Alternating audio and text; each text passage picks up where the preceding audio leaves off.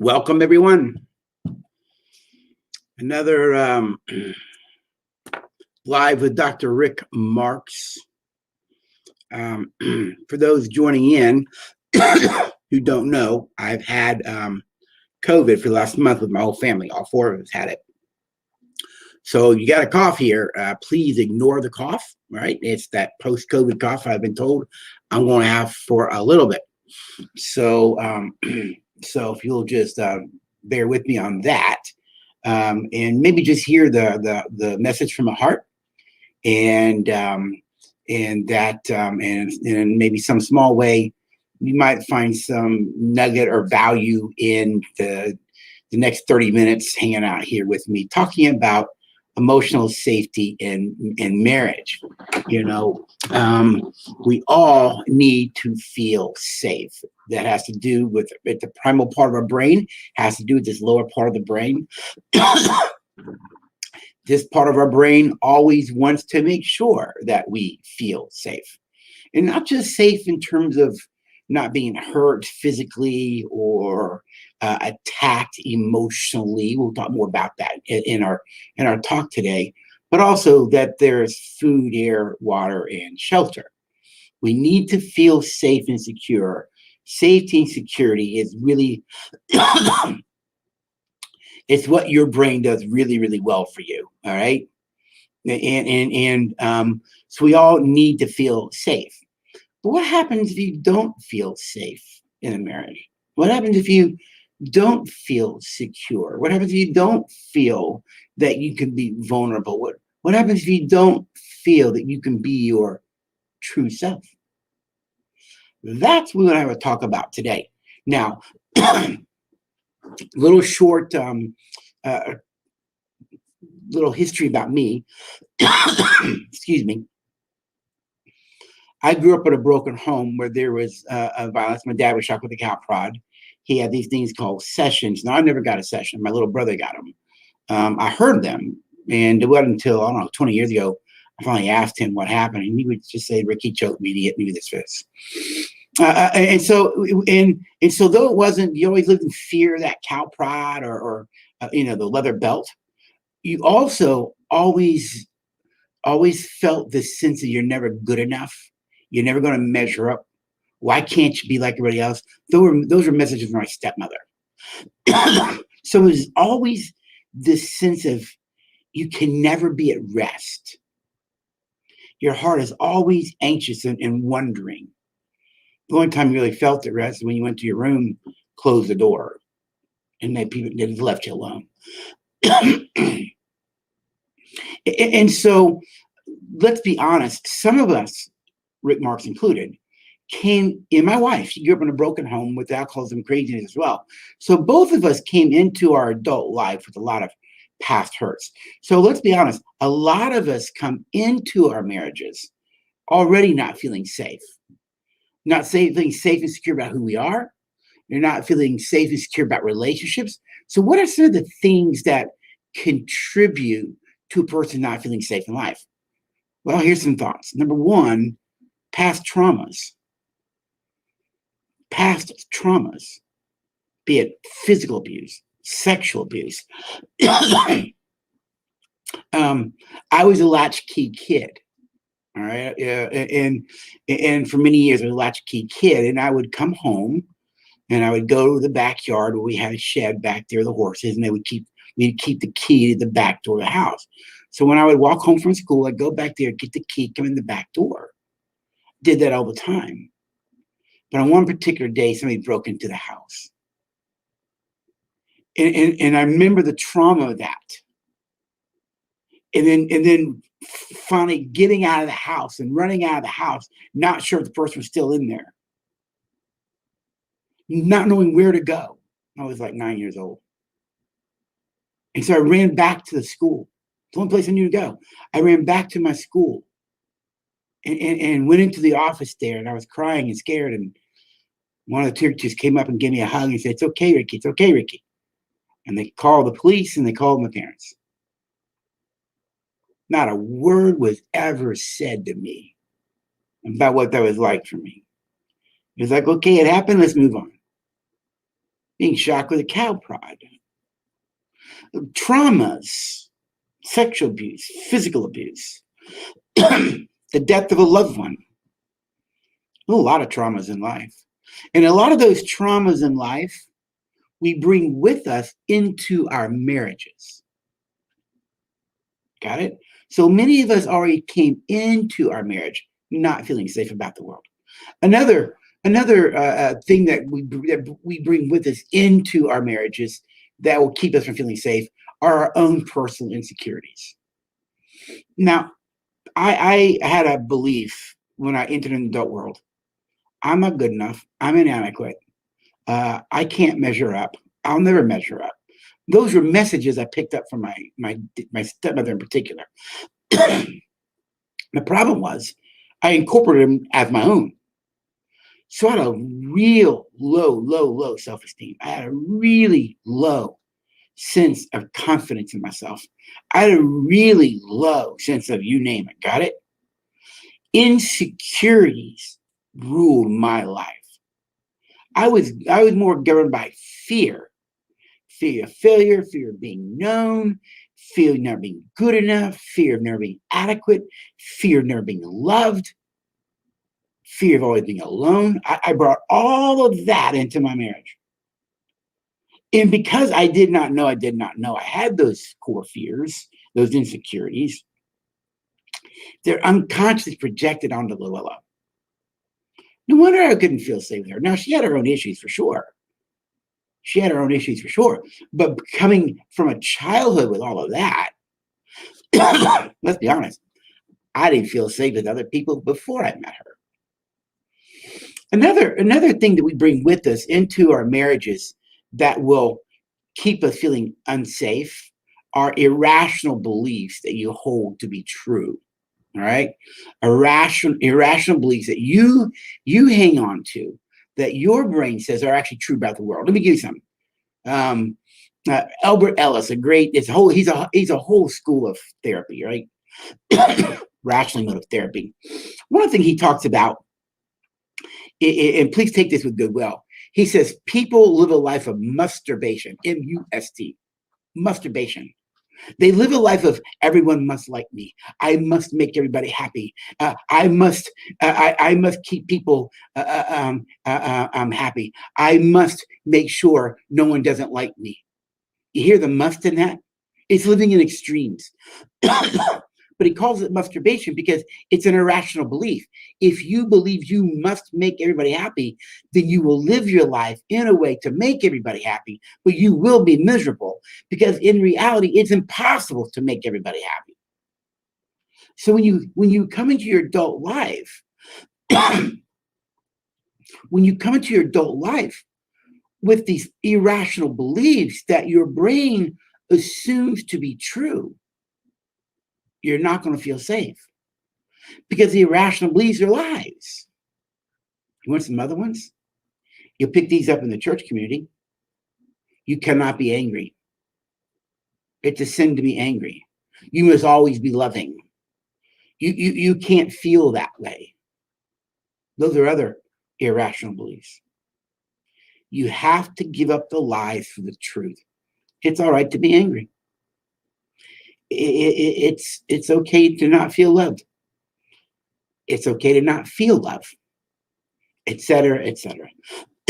So some things you bring with you into your life, adult life, that will keep you from feeling safe in your marriage: past traumas, personal insecurities, your low self-esteem, lack of confidence, irrational beliefs that you've picked up along life's way. The next one is your own control issues. Your own control issues. Your control issues exist so that you can feel safe. So you can structure your world around you so that if I can control what's going on, I can feel safe. The problem is the things that you need to control, your spouse, your kids, other people, the environment. A lot of these people become very, not just controlling, but abusive emotionally. Why? Because if I can control everything in my world around me, then I can feel safe, and I can feel safe. then I feel safe. The problem is you're controlling everybody else, which causes them to feel unsafe.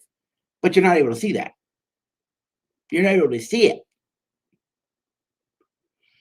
Another thing we bring with us into our adult life that keeps us from feeling safe in our marriage are prior hurtful relationships. Prior hurtful relationships. Now, I will say that I would take girls out, but I never dated. I never had a steady girlfriend. I was always the guy in school that was made fun of, picked on, not good enough. I could hang out in high school. I could hang out with the jocks. I could hang out with the smart people. I hung out with the ROTC people for sure. I could hang out with this group, and I hang out with what we call the smoke hole people. People who are the big tree there on campus and would smoke cigarettes and pot, whatever. I could hang out with every one of them. I was a chameleon. I knew how to blend in. No, I never smoked a cigarette or did those things, but I knew how to be around them. I knew how to be around the jocks. I knew how to be around the smart people. I knew how to be around the drama people. But because I lived my life as a chameleon, I never knew me. And because I was that kind of a guy, a lot of girls picked on me, made fun of me in elementary school.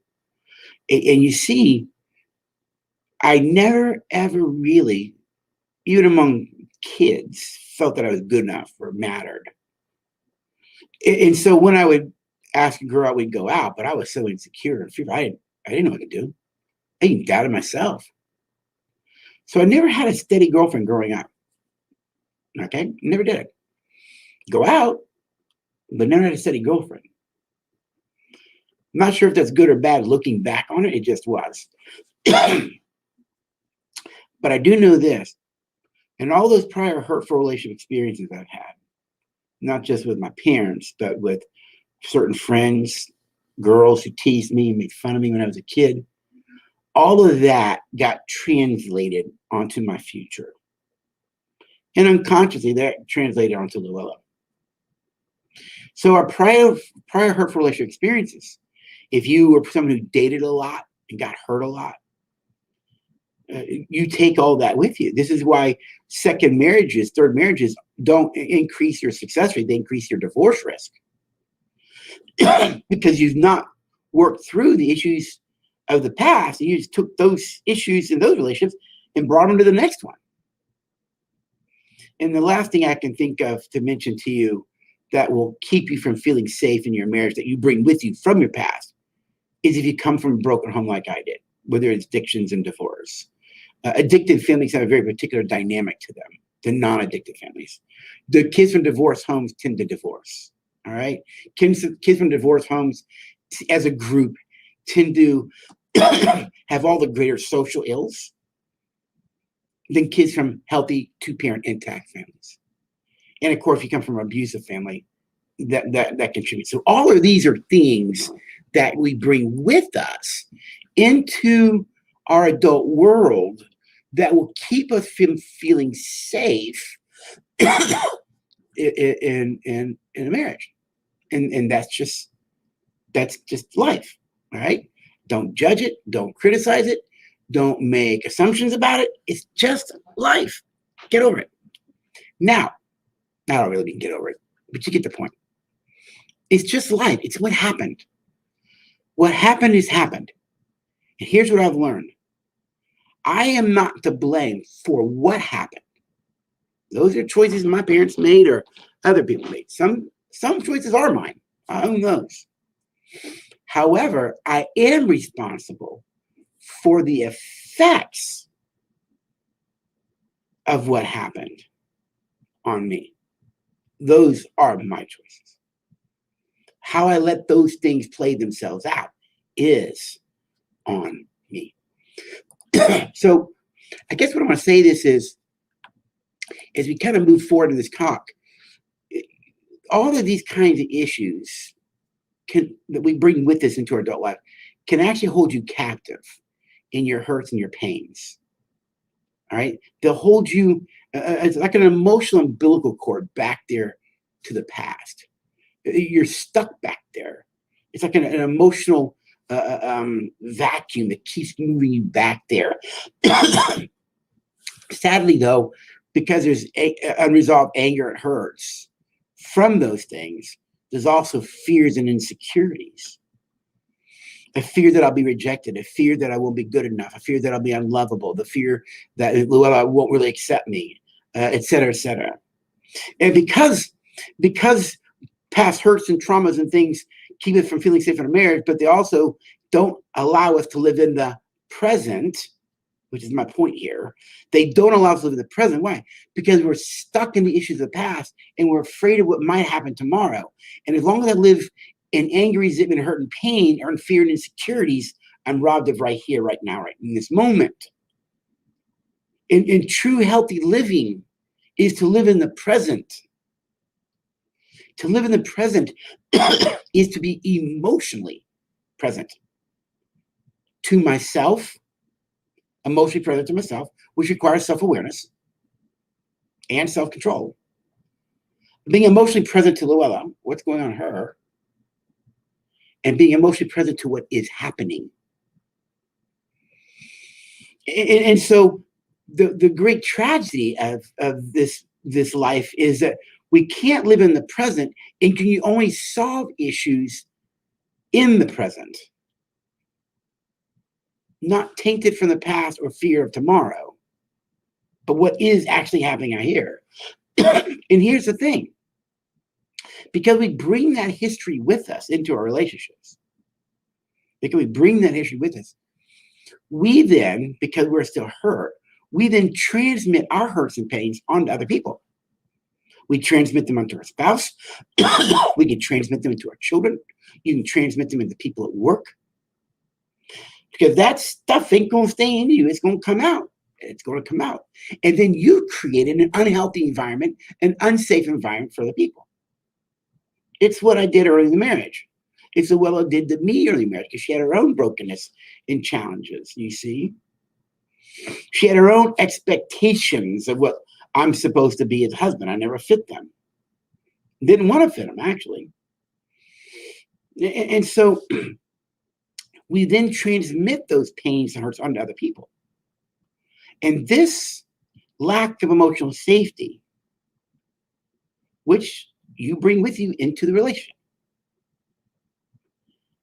you can deal with it by asking some questions. All right. So if you want to take some notes, here's an opportunity to grab some paper and pen. Or I know younger generation likes texting, right? How can I deal with my emotional triggers of not feeling safe? How can I deal with them in the present in a way that allows me to discern if the fears that I'm feeling in this moment are justified in reality, out here. I call it in life and time. Not in my head, but out here in life and time. And so here's some questions for you that you can ask yourself. Whenever something happens and you don't feel safe, rather than go to the lower order animal brain and start dealing with it through fight, flight, or freeze, which is really unhealthy and immature, you can start to ask yourself these questions. Number one, ask yourself, where is this emotion? Where is this fear coming from in me? Where is it really coming from? You see, the emotional part of the brain has no concept of time. It just feels. So if Luella does something out here in life and time, and when I see it and I get emotionally triggered into defensiveness, all right, what the emotional part of the brain doesn't know is this. My emotional brain doesn't know if what I just saw Luella do is about Luella or my stepmother. It doesn't understand time. All it does is feel. So when she does behavior X out here and I have reaction, Y, that feeling, that emotional reaction, it could actually be my emotional brain reacting to Luella as if she's my stepmother, but it's unconscious to me. So then Luella becomes the enemy of the past in the present. When what she was actually doing, excuse me, for those who joined, got a COVID cough left over.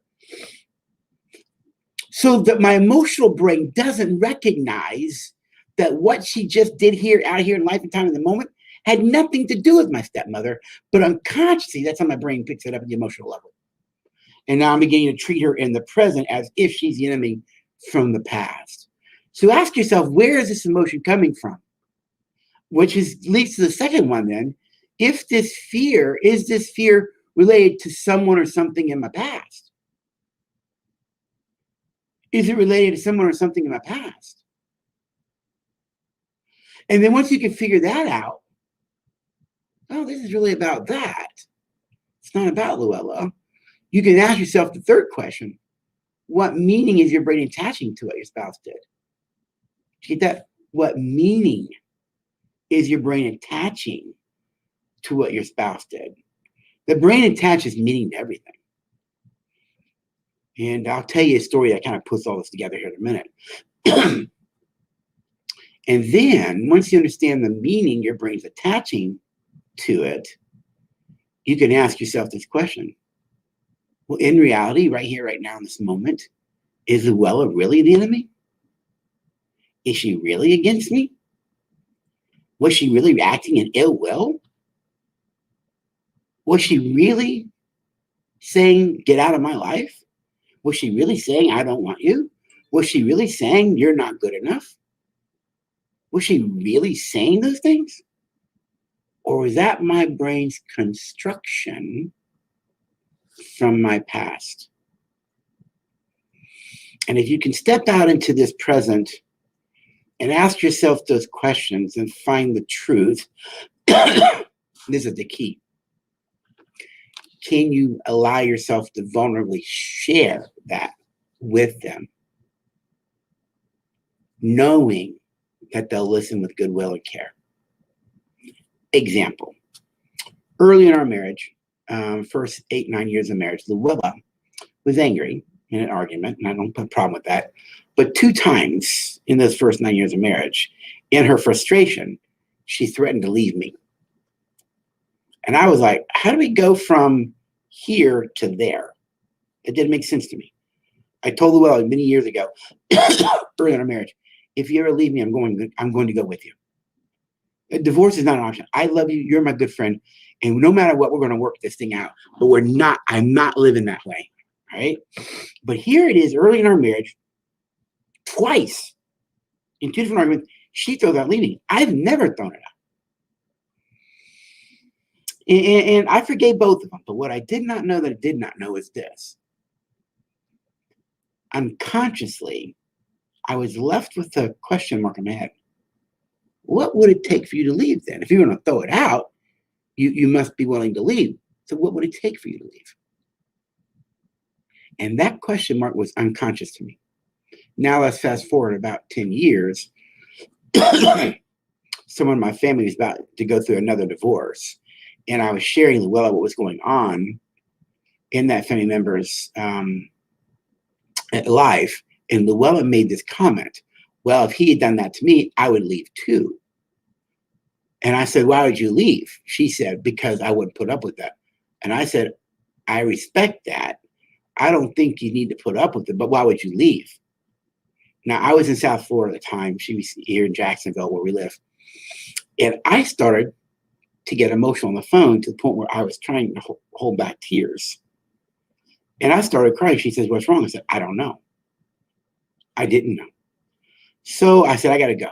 And it took me about 30 minutes to figure it out. I had to really do some real soul searching, asking those questions I just asked of you to ask yourself. And I figured it out. Unconsciously, when Luella had said to me twice in those early years, or threatened to leave because of an argument, what I did not know that I did not know is in my emotional brain, in my soul, I had a belief she's going to leave me one day. It was unconscious to me. And when she said what she said about what was going on, what she would do in that family member issue, it triggered that belief that she's going to leave me one day. And I went, oh my goodness, this is where it's coming from. And the answer is no. Here's where it really came from. I learned something as a kid growing up. Loyalty means nothing. Commitment means nothing. All I ever saw were people who were committed to themselves, not to relationships. I saw broken relationships. I saw relationships thrown away. I saw it in culture. I saw it in families. I saw it in the church after I got saved. Churches will split because they're not committed to relationships. They're committed to what their own set of doctrines are, theologies are. Everybody has commitments to themselves, but not to relationship. So what it really came down to was this. When Luella said that, when I was talking about my family member, it triggered the two events where she threatened to leave me. You got that? However, that triggered a belief that people will leave you one day. And so you always hold parts of yourself back. So when they leave you one day, it won't hurt so much. That's where it really stemmed from. It's what my brain learned watching in culture and in my own family and brokenness. People are not committed to you and relationships. They're committed to themselves. And that people will use you until they don't need you anymore. And they'll throw the relationship away and move on. And everything else that happened over the years was linked to that core belief that I had in my head about life and relationships. And I learned it by watching it in my home, by watching in culture, by watching friends of mine being thrown away. It all stemmed from that.